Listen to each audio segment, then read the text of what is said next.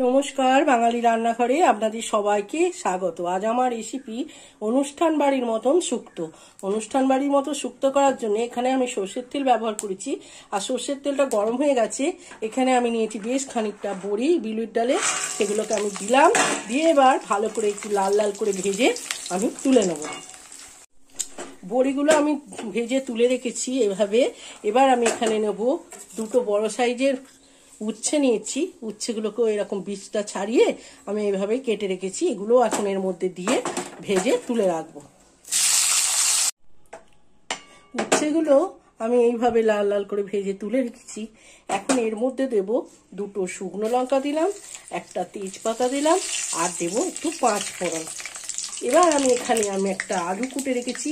আলু নিয়েছি আমার পরিমাণ মতো আমি কেটেছি। এখানে আলু, কাঁচকলা, পেঁপে আর রাঙা আলু আছে। এগুলো আমি এখানে দিয়ে আমি ভেজে নেব।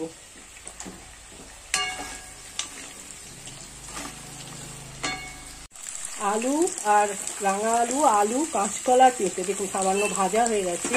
এখন আমি এখানে দেব, এখানে রেখেছি ঝিঙে, বরবটি, কাঁচা কলা, মূলো। এগুলো আমি এখানে দিয়ে দিলাম। আমি বেগুন ব্যবহার করলাম না, আমাদের বাড়িতে বেগুনটা খুব একটা পছন্দ করে না।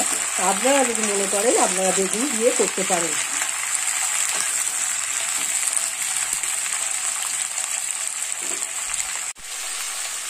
আমি এখানে সামান্য একটু হলুদ ব্যবহার করলাম।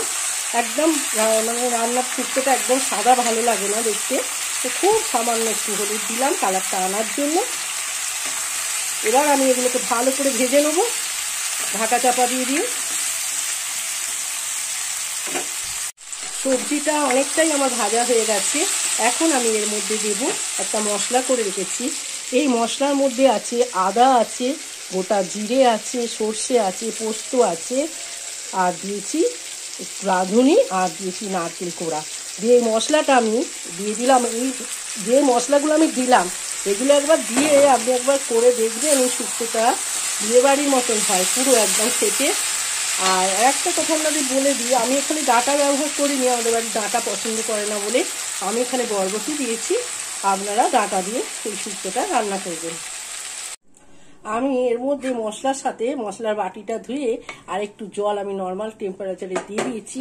এখন যেটা দিতে হবে, এখানে স্বাদ মতো আমি আমার যেটুকু রান্নার পরিমাণ সের মতন আমি দিলাম লবণ, আর দেব এখানে অল্প একটুখানি চিনি রেখেছি। আর বড়িটা আর উচ্ছেটা আমি এর মধ্যে এখন দিয়ে দিলাম। দিয়ে এটাকে আমি এখন সিদ্ধ হতে দেব।